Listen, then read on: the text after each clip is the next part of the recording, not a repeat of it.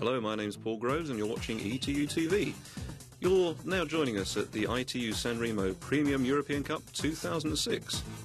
Sanremo, right up on the northern coast of Italy, right close to France. And it's a typical but very spectacular Italian town. Very quiet terraces, nice food, lots of fashion and flair. Also, wonderful weather. We'll start off with a women's race and have a few words from the hot favourites for today's running.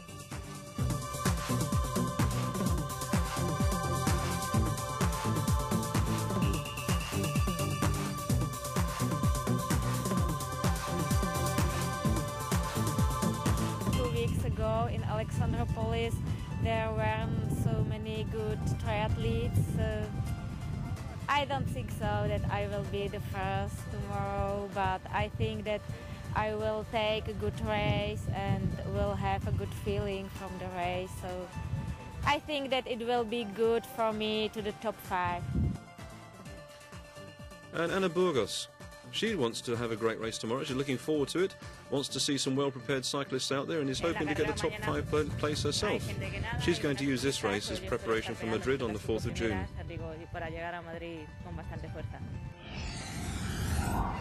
Okay, we'll start them off with a swim. As they walk down to the beach, the water temperature is a lovely 17 degrees.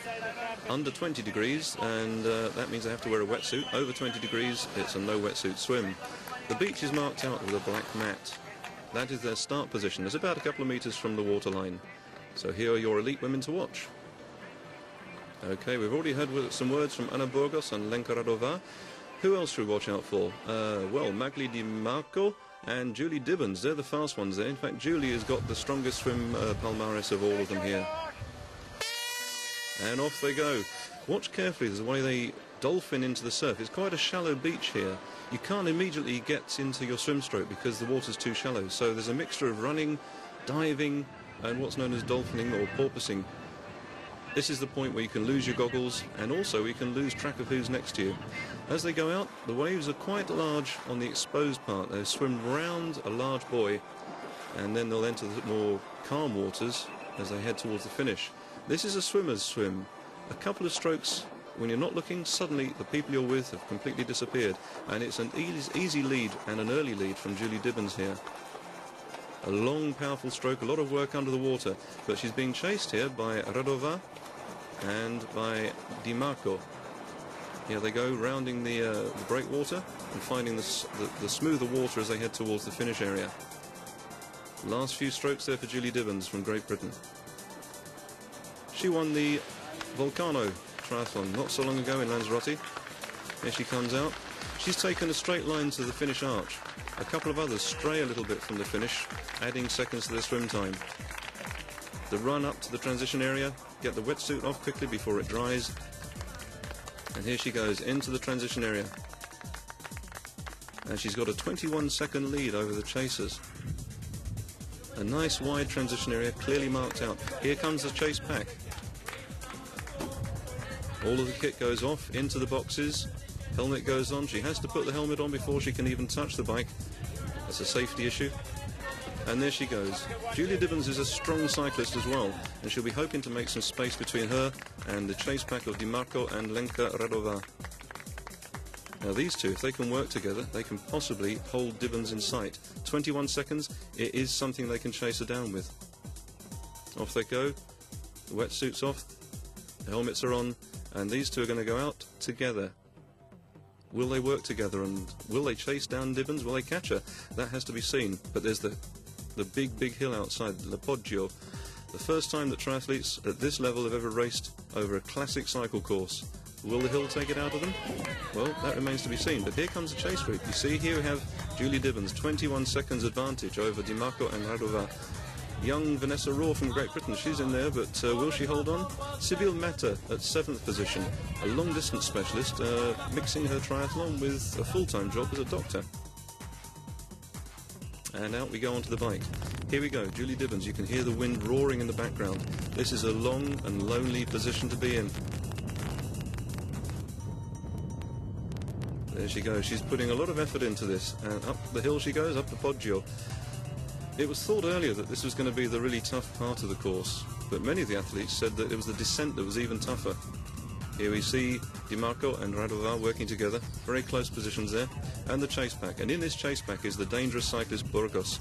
She spent about a season and a half racing professionally on the mountain bike circuit, and she tore the field apart on many occasions, and she's back here now. Not the youngest in the field, but showing that there's still life as a triathlete when you're almost as old as me.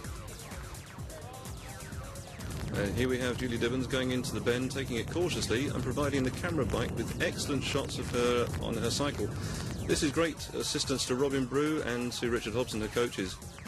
And here we have the chase group, shortly followed by the large peloton. In this chase group we have Radova, Di Marco and the young Italian Bonin. That large group is going to join up very shortly. There's a huge amount of pace in there. They'll catch up, and here we have the group all together. It's from this point onwards that we have the descent. Dibbons will maintain her position, but this chase group, the big chase group, will break down once again, and 4 people will break away. And here they come. Here's Dibbons heading down the descent, and just behind her very soon we'll see the second bike, which will bring up behind them the 4 breakaways. These 4 breakaway athletes will join up with Dibbons, and her advantage, which she held for 2 laps, will suddenly have been lost. But will they work together as a pack of 5, and will they make even more advance over the chase peloton? Fantastic scenery here in Sanremo, and here comes the 4 to join up. 4 became 5. Now Dibbons will be looking to talk to them and try and make sure there's some form of tactic going on. If they can work together, a team of 5 will break away and pull further away from the chase group. It's a great spectacle for the crowds here, and great weather. A little bit of caution there on the turn. You don't want to go down at this stage. And there's conversation going on in the group. There's work. They're actually working as a peloton here, chain ganging along the road. And this is to their advantage because they establish a 1.5 minute lead over the peloton, which contains Ana Burgos. Here they are in transition 2 onto the racks. Nice, spacious and clean transition area there. Dibbons looks a little bit tired here. Perhaps Lanzarote took it out of her. She seems to be taking her time more than the others. There's no haste there. The shoes are on, and off she goes. In fact, already out of transition, and just in camera shot there, wearing the red, is Di Marco, followed by Bonin, the young Italian athlete who had the fastest bike split. Great camera angles there, showing us 2 scenes at once. The chase pack are coming in now, and off sets Burgos. And now we'll see the bike splits, showing just how strength has been shown by Bonin, the Italian athlete. 1:37, very good on this course. Julie Dibbons there. Will the work she's done on the bike take it out of her legs? Will she hold on for the run? Well, the run is coming up, and in that pack